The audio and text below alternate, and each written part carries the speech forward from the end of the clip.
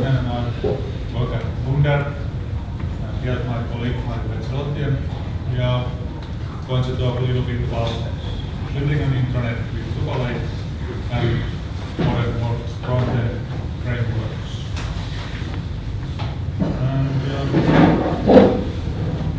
first, I'm going to do a quick introduction to the project and also tell a little bit about building those frameworks. And then Mario will continue about how Drupal and Angular connect with each other and also some code examples. So the project itself is an intranet project that started roughly a year ago, and development work lasted about 4 months. Nowadays it's delivered to the customer, they are using it. And the reason why we choose Angular to this project was that the customer wanted to have this app-like feeling that everything is happening very fast, and also the UX would be, user experience would be good to the end users, and that's why we went with Angular.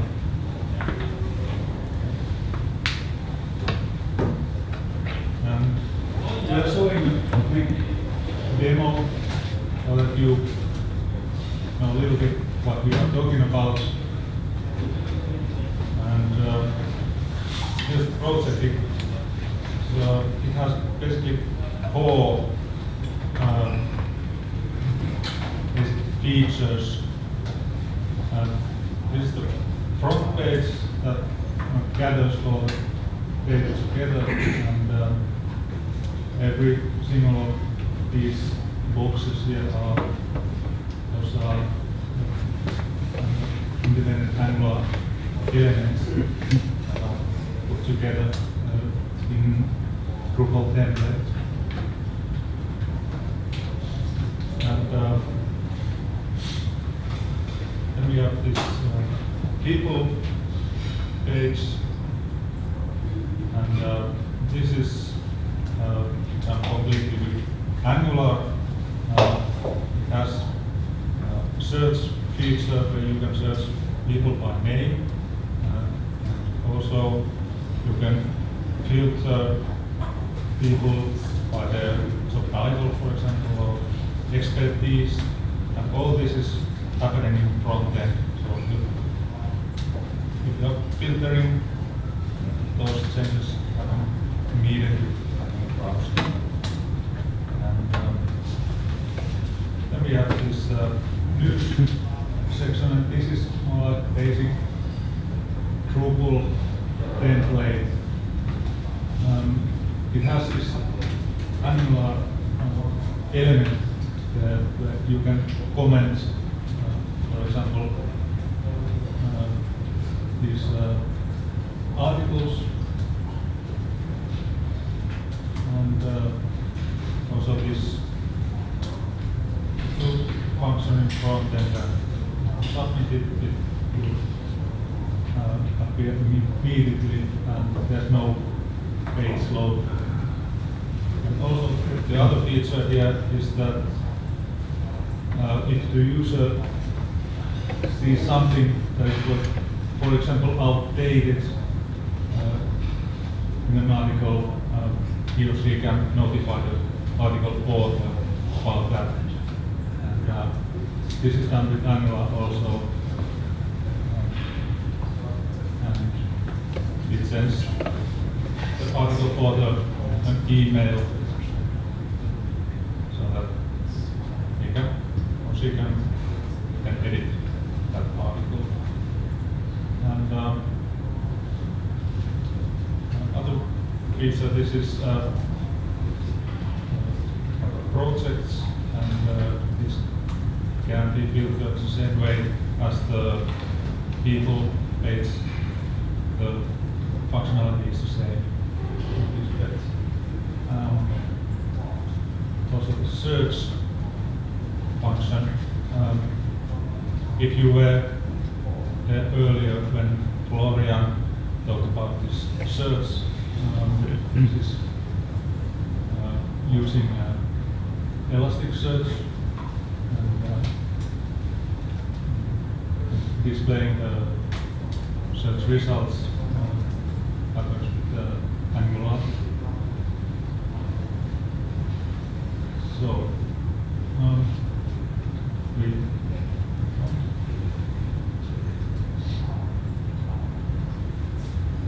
So why Angular? Well, basically well,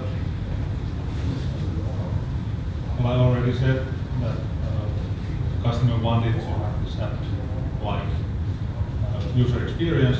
That's with Angular you could do that kind of stuff that normally with just Drupal, basic Drupal template you will exceed. So we have those advantages in search and filtering, those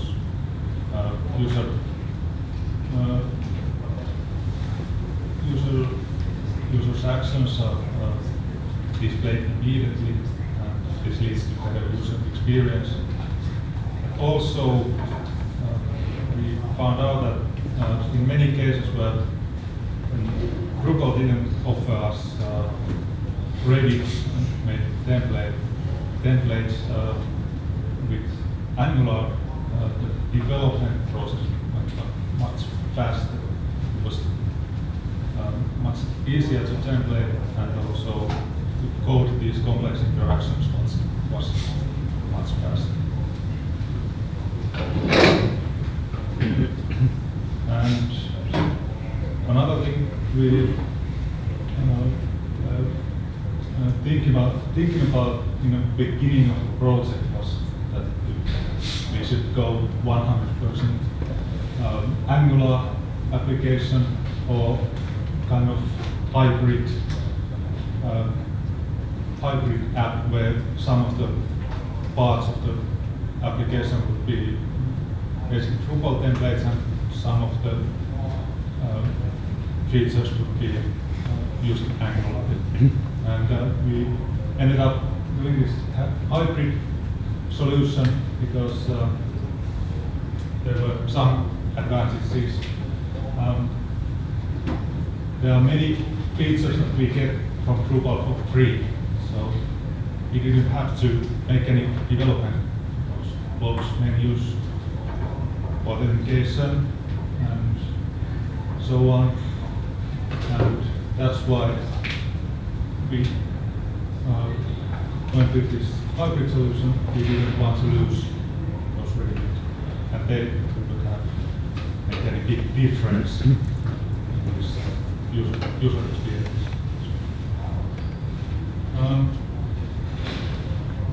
So I have a couple of words about building the Angular libraries. We used this scaffolding tool. I don't know if you are familiar with it, but if you are building an Angular app site, I can recommend at least having a look at it. It's basically a scaffolding tool that builds all the libraries and classes and everything with a few simple commands, and also there are lots of different generators made for Ion that you can select for your purposes. For example, we use one which has this Angular color. So, I'm not going to discuss more about this at the moment. We have to proceed so that we can this is 30 minutes. So I'm over Mario, who will talk more about this Drupal and Angular connection and also showing some code samples. Okay. So when we started this project, it was basically our first one with Drupal and the first one with Angular. Fortunately, we had Florian that gave us direction on this, but we had somehow this problem to solve. Then, so we didn't want to have these two separated things, the Angular application served in its own page and the Drupal side only being the API of it. But we wanted to have both at the same time. And actually this talk is mostly about this possible solution to this problem, so that you might think of using the same if you think it's useful. So how does it work from the Drupal perspective? So to have, I don't know how familiar you are with AngularJS applications, but the idea is that to have that running, you basically need to have three things. So first you need to have the actual AngularJS library added to the page that the browser is looking at, plus all of its dependencies and your custom code that constitutes the things that you want your application to be able to do. Then you have to have some markup on the actual HTML page. And then you have to, if you want to use the AngularJS routing at the same time that you have your Drupal routing, which is what you need if you want to have this hybrid mechanism, you need to do one small trick that we so just to be clear, routing is the possibility of associating URLs to stuff that happens. And both Drupal and Angular have the same concept. So if you go to people/somebody, then you want to see the profile. And to make Drupal not confused, you have to do this one trick. So the first step there is to have some way to manage your AngularJS library and the code that you work on there. And as Teemu has just described, there are a series of best practices to do that. If you do everything manually, you will probably lose your hair. So the idea is that the Angular application lives in a folder somewhere, and its dependencies are managed to Bower, Gulp, and so on. The final result of all of that is some aggregated JavaScript files, and those are the only ones that Drupal needs to know about. So you want your Drupal page to have those aggregated JavaScript files added to every page or to some pages, if you, depending on what you need to do. So we have added this libraries folder in our code repository where we do all the Angular work. Then we have Gulp, it aggregates that, and then the Drupal theme has that aggregated JavaScript file as one of its libraries. There's this idea in pages, you might know, that libraries, they can contain CSS and JS. So as far as Drupal is concerned, Drupal is only adding one JavaScript to, in our case, all pages. So this is the first step to make this thing work. Second step, simple. The way that Angular knows that it needs to kind of wake up and do something on the page is through a series of special markers in the page, attributes. The main one is this ng app that says, okay, everything that is under this, it's for you to work on. And quite simply, here we are adding that attribute to the HTML tag of the page through the normal preprocessed HTML hook. And now all pages will have this in our case, our name is booter app, and so we need to have that ng app minus booter app in all pages. And this adds the possibility of using Angular directives and so on to all the pages. There's one case which is connected to routing. Maybe it's clearer if I just show. So when we were looking at that people page here, all of this area is actually not managed by Drupal. It's our Angular application. And so our Angular application lives at /people. That's its root.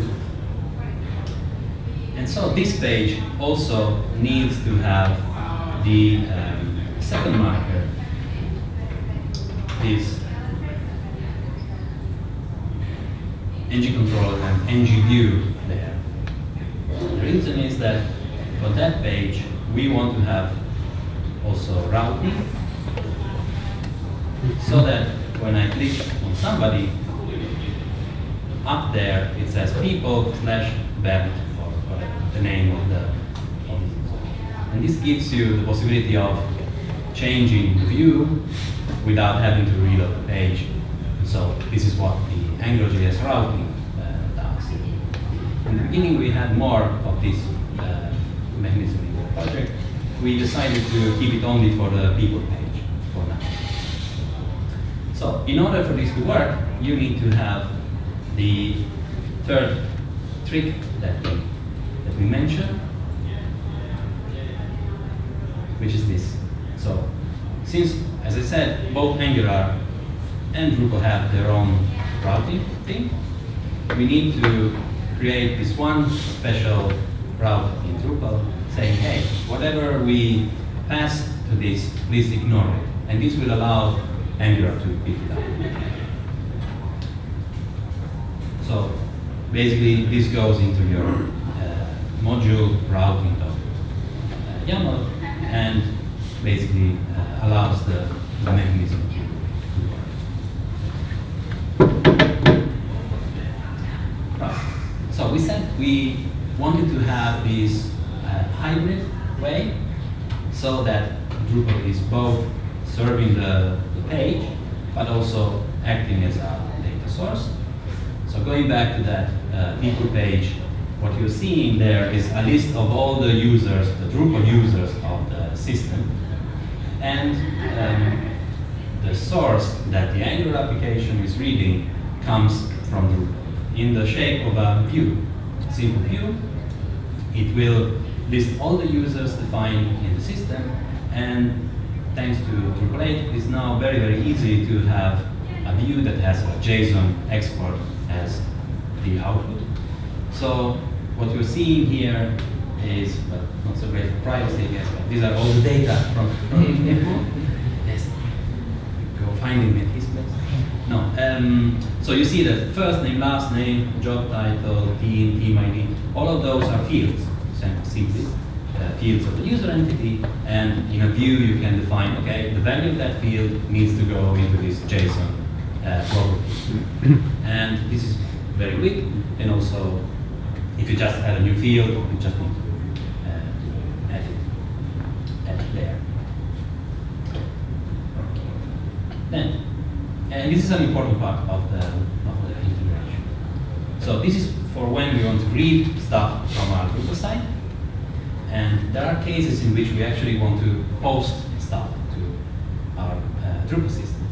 In the example we have there was this commenting that we will go and we will look better in a moment. But basically what happens is that Angular needs to, Angular posts the information that the user enters in that form, right? The text of the comment, and also who the user is, and so on. And then it will send it to Drupal. In this case, this is kind of a simple implementation. There's a custom controller that waits for JSON to be posted to it, and will react creating a new comment entity. So Angular says, this is the entity I want to comment to, this is the text, and I am logged in as Teemu. And so that is the data that Drupal will get.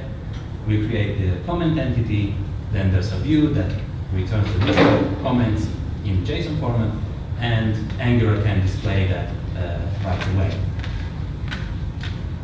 And also, together with that, can also get return status, something like OK or KO in the case something is wrong, and display that to the user. And this helps to make the application feel a bit snappier and a bit faster when you don't need to reload the page as you would normally do with standard Drupal comments.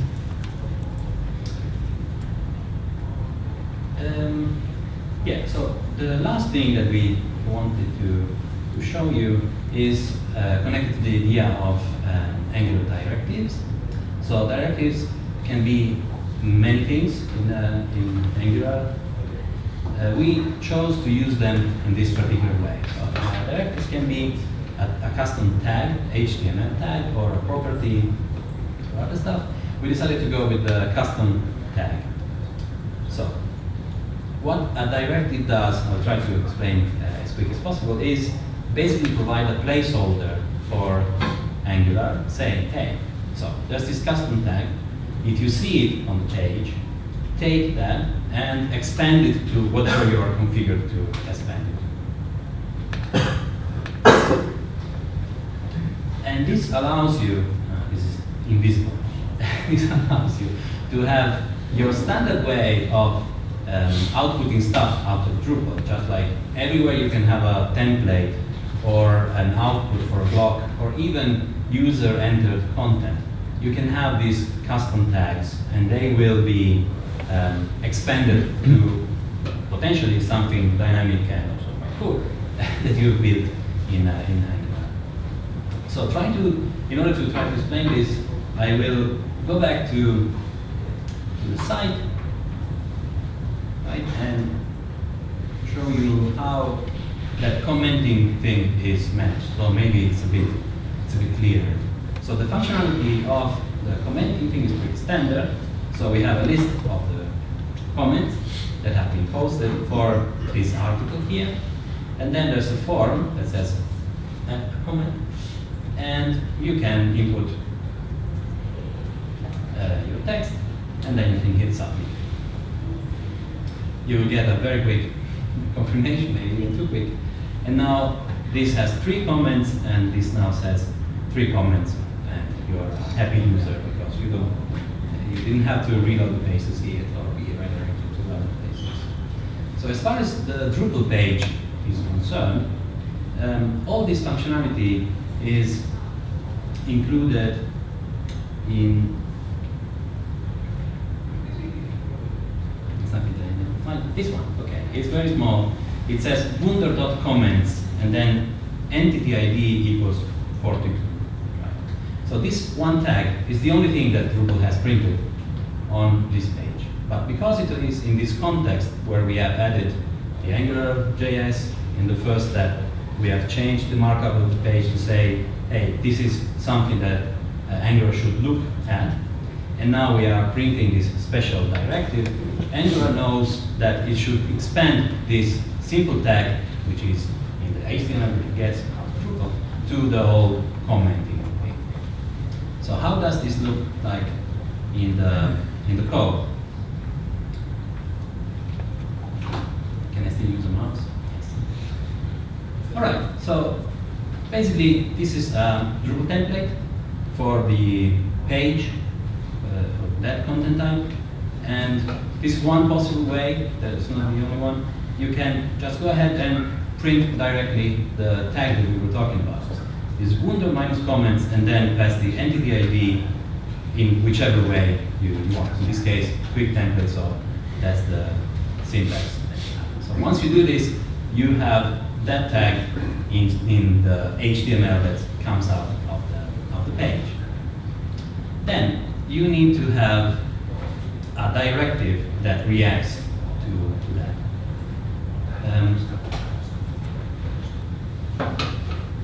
Here. So this is just, of course, this has to you will not walk out of here knowing everything about this, but it is thought to give you some indications. So the idea is that if you have a directive whose name is WunderCamp comments, this will listen to a tag called wunder-comments, which is a tag we've added to the template just now. So it will react to the fact that there's this tag, and then this is a normal Angular controller, basically. So you can have various things. We have a function to refresh the existing comments, and then we have a method that will just do this post to Drupal, right? What we discussed before. There's in Drupal, there's a controller that sits there, route that sits there and waits for JSON to be posted. And this is what does the posting. Then, so this is the controller, and the template that you, so the markup that you see on the page with the list of comments, the count of how many comments there are, and the form to post a new one, that is managed in this template here. And this is very handy for the front-end people in your team, because they can, this is HTML, and then there are some of these markers that are specific to Angular. But if you know your way around Angular, then this becomes very, very easy to program. For example, we have at the top something that says how many comments are printed, and this, so when you print one, and there's one, and then print the number of the comments in plural, for example. This part is everything you need to display each item of the company, of the comments. And then this is the form. So this is just a normal form, and for example, when you click on over its initial state, it will expand, and the submit button comes only when you have already clicked. So all of these things would have been probably possible to do in Drupal, but they became very, very easy to do using Angular in this particular case. And the customer had very specific high expectations for the front-end part of the project, and also very specific requirements about all the interactions and how this should behave. So sometimes you find yourself having to fight against Drupal with the form API and jQuery to force it. And the good thing is that this is actually built to have this kind of stuff. So the comment one is kind of a simple example. In another project, we have used this to add voting and also some type of flagging and so on. So we found that this approach is quite useful, and it has been interesting to work with this. So that's why we thought about having a talk about this to see if somebody else is interested, and we can give more information.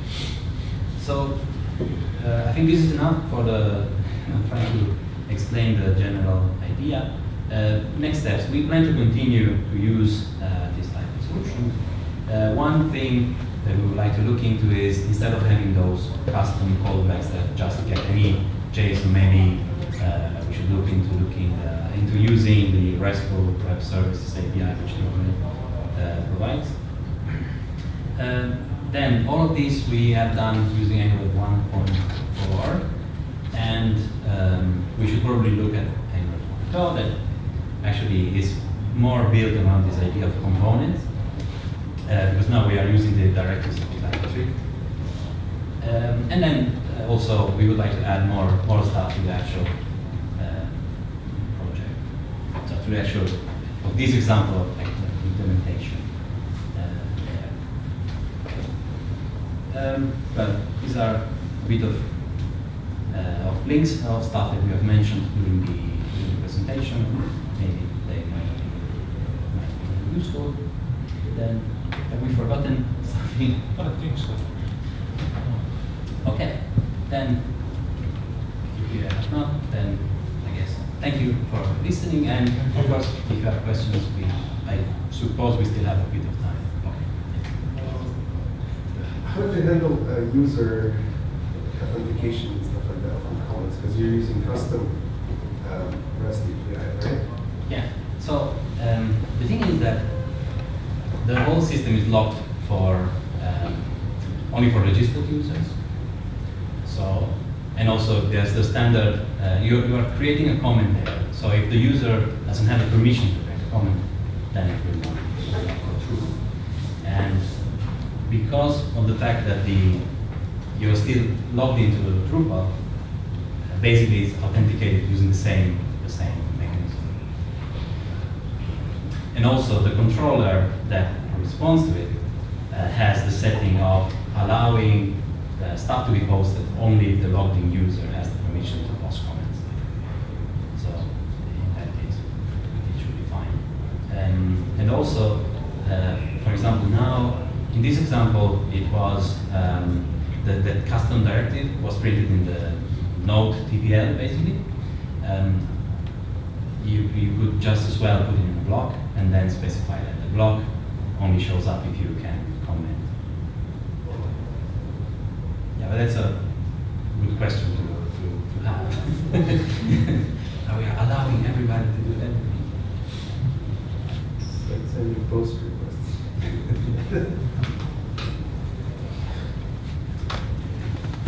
I have a question about the user section. You had some filters there. Are the filters part of the Angular app, or are they part of like a views exposed filter? No. So no, it's not like that. The first thing you said. So they are part of the Angular application. So the way that it works is that to be able to have this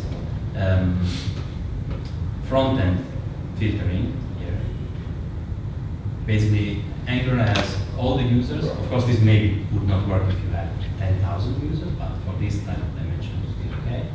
So the view contains all of them, and then the Angular, when it gets the list, looks at all of those attributes, and there's some iterators that say, okay, tell me what all the values that this job title has in the data that I have. And then it builds this select item, and then this is applied as a Angular filter, basically. So then this is everything that has that particular name in that particular field. And well, it's quite nice because, for example, this can search in all fields at the same time. So anybody that has anything that says Helsinki somewhere will be displayed.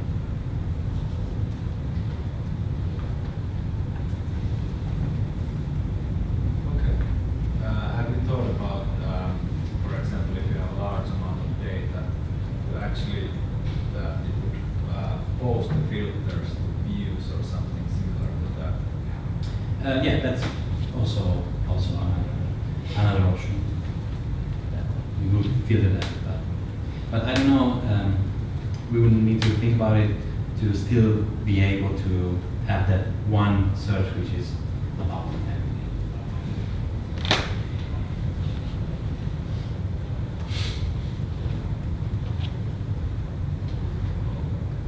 Okay. I suppose the same concept could be applied for like pagination, right?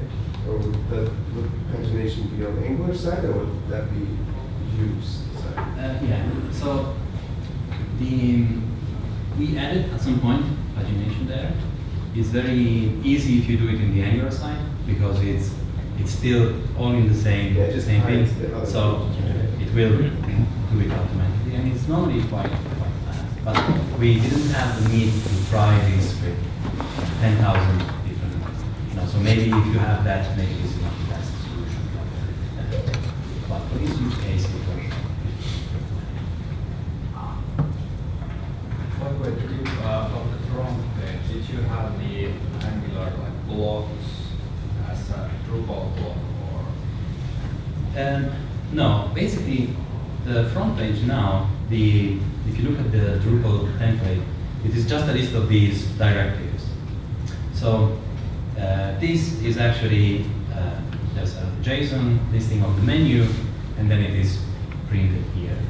And this is also, again, a view, which then gets digested by Angular and then printed there.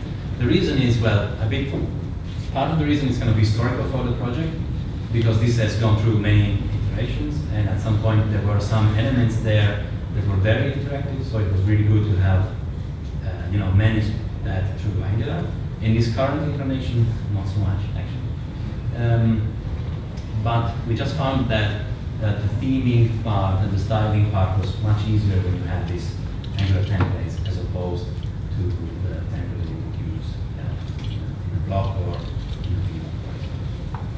And also we wanted to use this.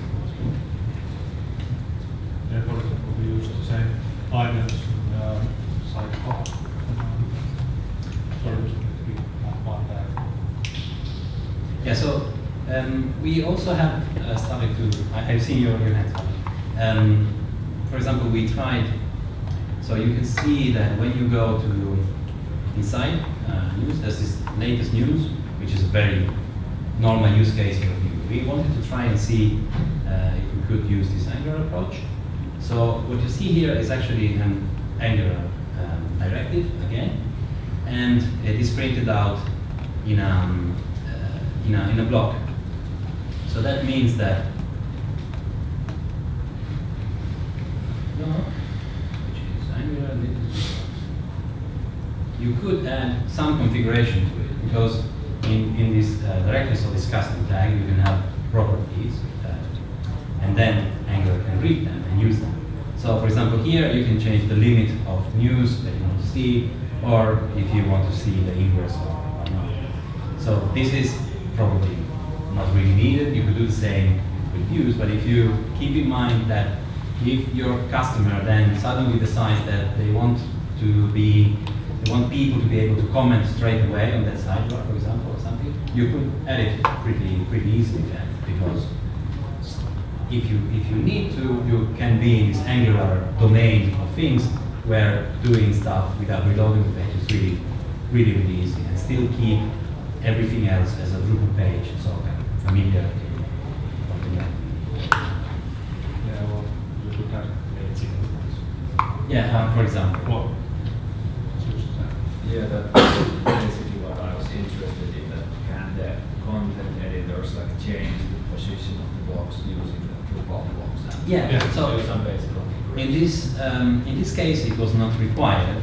It was not a requirement to have that on the front page, but definitely nothing prevents you to having all of these printed as the output of a block, and then that you could rearrange that, or panels elements. The thing is that this was started over a year ago, and so Drupal was really fresh. And so, since we thought this alternative way, we used it quite much in this project. So you had a question? Yes, I had a question about search, people page. Can you? Yes. So you have filters there and the search filter also. Does it update the URL when you select some filter? No. Yes. Is it possible to do you know any good way to do this with Angular? And would it work this way directly, so if you just put some filter parameter or search parameter in the URL, you would get the result directly? I think it should be doable, and then those filters would become parameters for the Angular routing. Yeah. Somehow you would have to rearrange this, because now we went to Florida, by the way. So now the first parameter is the username there.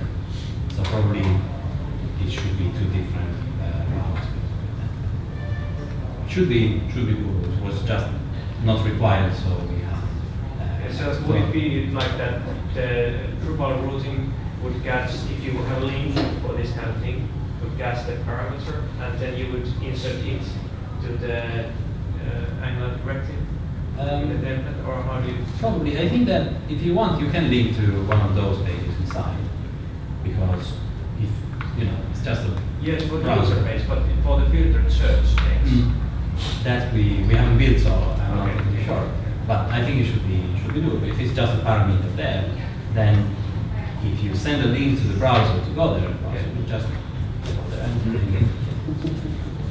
Maybe I can add as a comment. So this is actually something that's this kind of functionality we built in our project. What you typically do is that whenever you change something in the UI, you select a new value.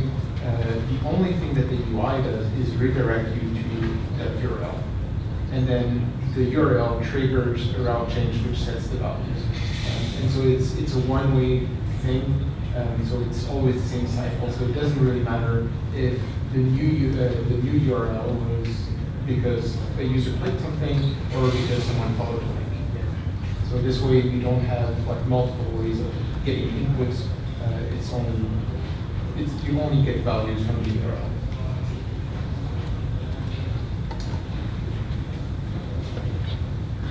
Okay, then if we don't have any more questions,